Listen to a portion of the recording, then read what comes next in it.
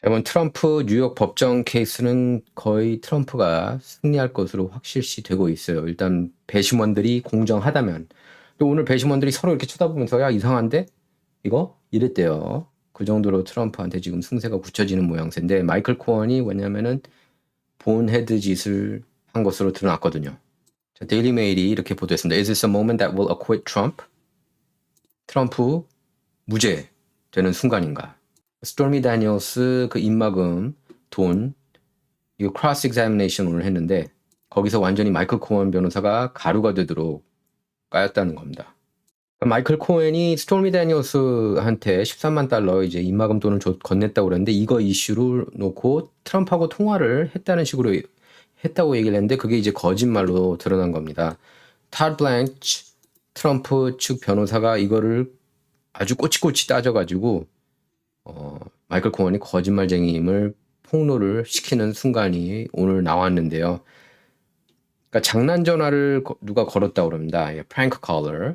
근데 3일 전에 장난 전화 건 사람에 대해서가 아니라 스토미 다니엘스라고 그렇게 증언을 했어요. 마이클 코언이 스토미 다니엘스 이슈를 놓고 통화를 했다고. 자, 그래서 데일리 메일은 어떻게 표현했냐면 이렇게까지 얘기했습니다. 법정 드라마에서는 흔히 볼 수 있지만 실생활에서는 드문 아하 순간이었다. 즉 사건이 결론을 향해 달려갈 때 아하 하는 순간을 만들어냈다는 겁니다. 그 정도로 아주 드라마틱한 순간이었고 마이클 코엔이 또 위증을 함으로써 그 전에 위증죄로 교도소 갔다 왔잖아요. 변호사 자격증까지 박탈당했고 그러니까 마이클 코엔 변호사가 더 이상 아니죠. 제가 아까 표현을 잘못한 겁니다.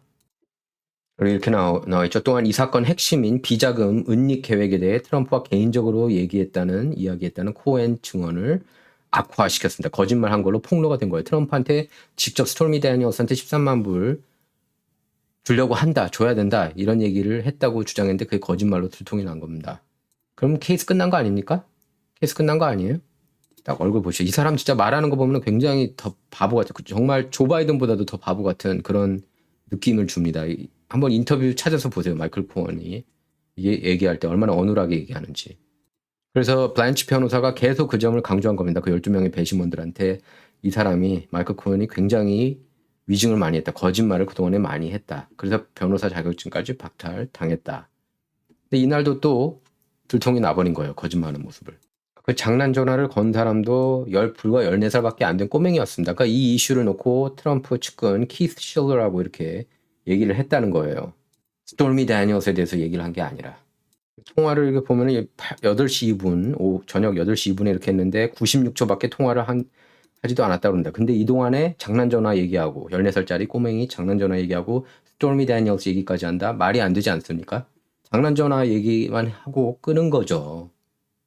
위중한 게 바로 들통이 또 나버린 겁니다. 마이클 코언이. 그래서 트럼프 측 변호사가 이렇게 얘기를 합니다. That was a lie. 너 거짓말하고 있는 거잖아. Because you were actually talking to Mr. Schiller. 트럼프하고 통화한 게 아니라 Mr. Schiller하고 통화한 거잖아. You were getting harassing phone calls from a 14-year-old. 14살짜리 꼬마행이가 너한테 자꾸 장난 전화한다는 거. 그 이슈에 대해서 얘기한 거 아니야. 이렇게 얘기를 했고 이번 케이스에서 가장 드라마틱한 케이스 순간이었다고 얘기를 하는 겁니다. 이게 바로 트럼프 선거 캠프에도 굉장히 큰 도움이 되는 순간이었다고 보시면 돼요. 그래서 데일리 메일, 뉴욕 포스트, 팍스 뉴스 특히 다 bombshell moment라고 그렇게 표현했습니다. 이번 케이스를 결정짓는 순간이다. 뉴욕 타워포 CNN은 안 봐도 비디오죠. 이런 거 보도 안 할 겁니다. 아마. 급진 좌파 언론들이기 때문에. 트럼프 아들 에릭 트럼프는 X에 와우, 와, 끝났다. 뭐 이런 이모지, 이렇게 불 모양 이모지 4개를 같이 박아 넣었고요. 그리고 여전히 스토미 다니엘스도 모든 것을 다 거짓으로 증언했을 가능성도 높습니다. 트럼프는 관계 가진 적이 없다고 줄곧 주장해 왔거든요. 그리고 이날 법원에는 트럼프 측근들이죠. 공화당 의원들인 맷 게이츠 그리고 로렌 보벌, 마이클 워츠 의원들이 참석을 했습니다. 그리고 얼마 전에는 마이크 존슨 연방 하원의장이 뉴욕 법정 앞에서도 이렇게 시위를 했죠. 이거 잘못됐다고. 이 케이스 여는 것 자체가 뭐 정치 수사죠. 그러니까 정치극이죠. 정치극 그냥 완전 쇼인데 이게 결국에 제가 볼 땐 트럼프한테 크게 도움이 되는 것 같아요. 트럼프도 지금 그렇게 계산을 하고 있고 이거 자체가 커다란 선거 운동이 되고 있습니다. 많은 사람이 지금 분노하고 있거든요. 이걸 보면서. 그리고 이 분노의 힘은 트럼프한테 득이 되고 있습니다. 그리고 마이클 코언은 자신이 운영하는 팟캐스트에서 I truly effing hope that this man ends up in prison. 제발 이 사람이 감옥에 갔으면 좋겠다. 이렇게 발언을 했고 또 다른 클립에서는 트럼프가 제발 좀 무너졌으면 좋겠다. 이렇게 얘기하기도 했습니다.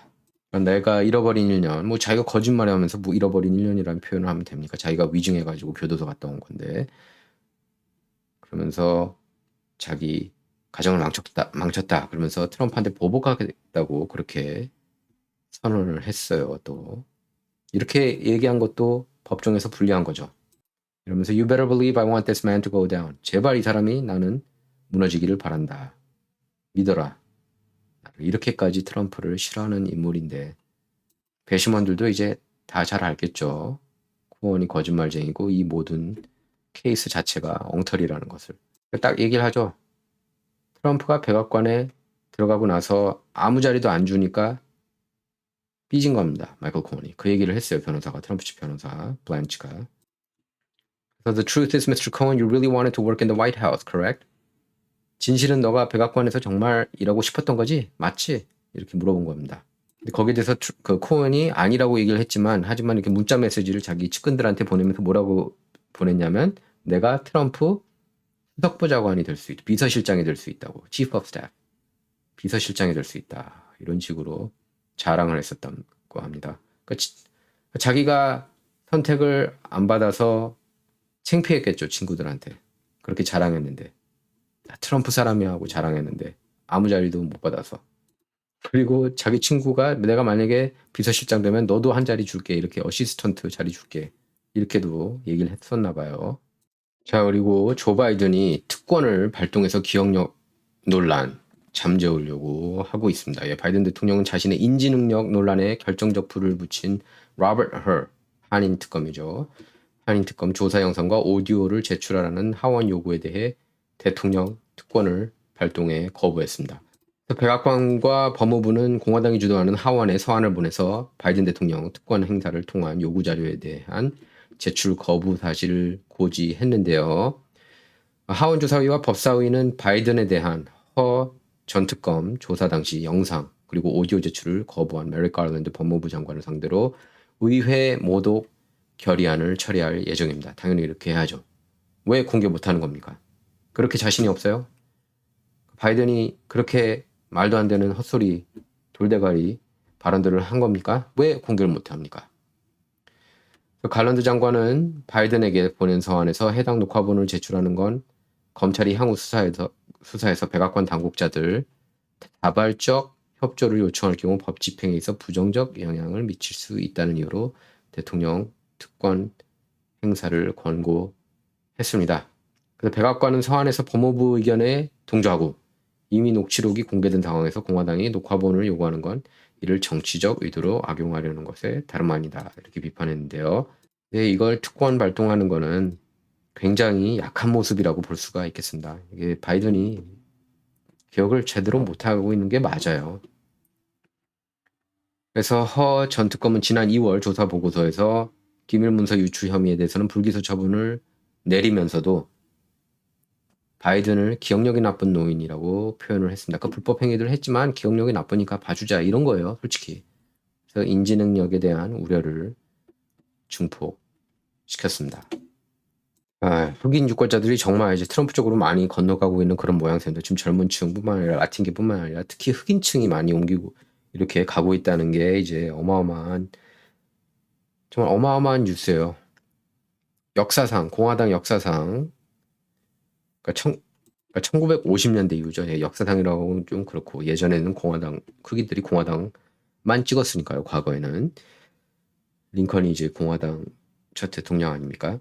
1950년 이후 가장 인기 많은 공화당 정치인입니다. 트럼프가 흑인들 사이에서. 그래서 최근 흑인 지지율이 20% 나오고 막 그랬는데 이것 때문에 바이든이 어쩔 수 없이 토론을 해야 된다.